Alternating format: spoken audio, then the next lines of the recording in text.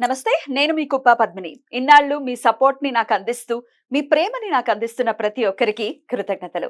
ఇప్పుడు చూడబోతున్న ఈ వీడియో కూడా ఖచ్చితంగా మీకు ఉపయోగపడుతుంది. లైక్, షేర్ అండ్ సబ్స్క్రైబ్ చేసి మీ ఇష్టాన్ని అలాగే మీ సపోర్ట్‌ని నాకందించండి. అలాగే ఈ వీడియో పట్ల మీ అభిప్రాయాన్ని కామెంట్ సెక్షన్‌లో కామెంట్ చేసి నాకు తెలియజేయండి.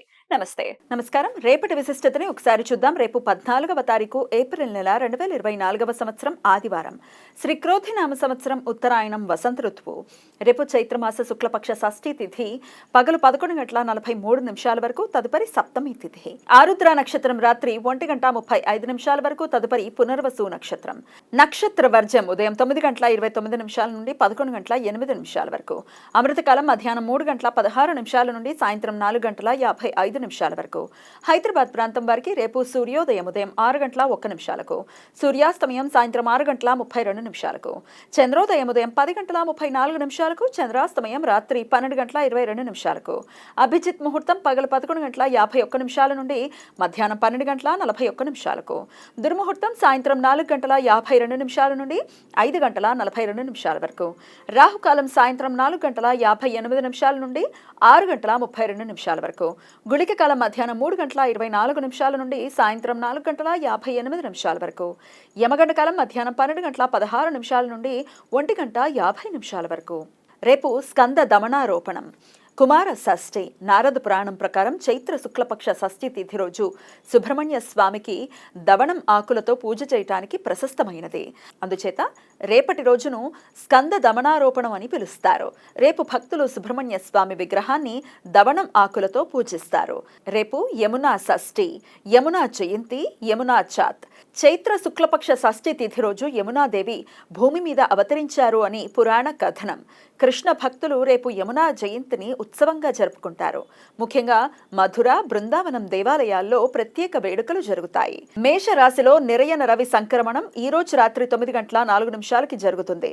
అందుచేత రేపు మేష సంక్రాంతి. సౌరమాన నూతన సంవత్సరం రేపటి నుండి ప్రారంభమవుతుంది.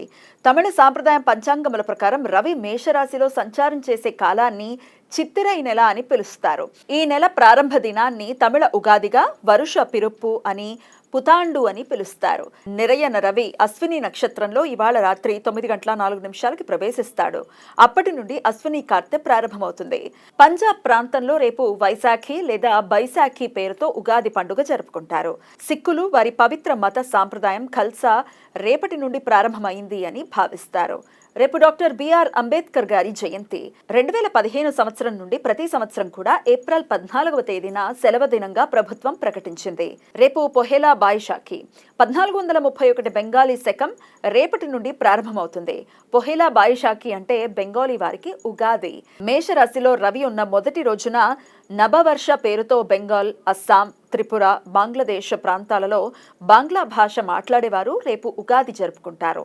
అస్సాం రాష్ట్రంలో బిహు పేరుతో అస్సామీ సంవత్సరాదిగా జరుపుకుంటారు. కేరళ ప్రాంతీయ సాంప్రదాయం ప్రకారం ముఖ్యంగా మల్బార్ ప్రాంతంలో మేష సంక్రమణం తర్వాత మొదటి రోజును విషుకనిగా వేడుకలు జరుపుకుంటారు. జ్యోతిష్య శాస్త్రపరంగా రేపు ఉగాదిగా భావిస్తారు. ఆదివారం సప్తమి తిథి పునర్వసు నక్షత్ర కలయిక ఉండటం చేత త్రిపుష్కర యోగం రేపు రాత్రి 1:35 నుండి ఎల్లుండి ఉదయం 6 గంటల వరకు ఉంటుంది. ఈ యోగ సమయంలో చేసే ప్రతి పని జీవితంలో మరలా 3 పర్యాయాలు చేయాల్సిన సందర్భాలు ఏర్పడతాయి. అందువలన ఈ సమయంలో ఎటువంటి తొందరపాటు, అశుభ నిర్ణయాలు తీసుకోకుండా జాగ్రత్తలు తీసుకోవాలి. ఈ సమయంలో బంగారం, వెండి, వజ్రాలు, స్థిరాస్తులు, వాహనాలు కొనుగోలు చేయడానికి అనుకూలం. కానీ ఈ సమయంలో న్యాయ, చట్టపరమైన చర్యలు తీసుకోవటానికి, చిన్న చిన్న అనారోగ్య లక్షణాలకు ఆసుపత్రిలో చేరటానికి, అప్పుల గురించి ప్రయత్నాలు చేయడానికి అనుకూలం కాదు. ఈ సమాచారాన్ని మనకు అందించిన వారు మేడికొండూరు విశ్వనాథ్ ప్రసాద్ గారు. ఆయనకు కృతజ్ఞతల్ని తెలియజేస్తూ సుబ్రహ్మణ్య స్వామి స్మరణతో సమస్త సన్మంగళాని భవంతు. నమస్కారం.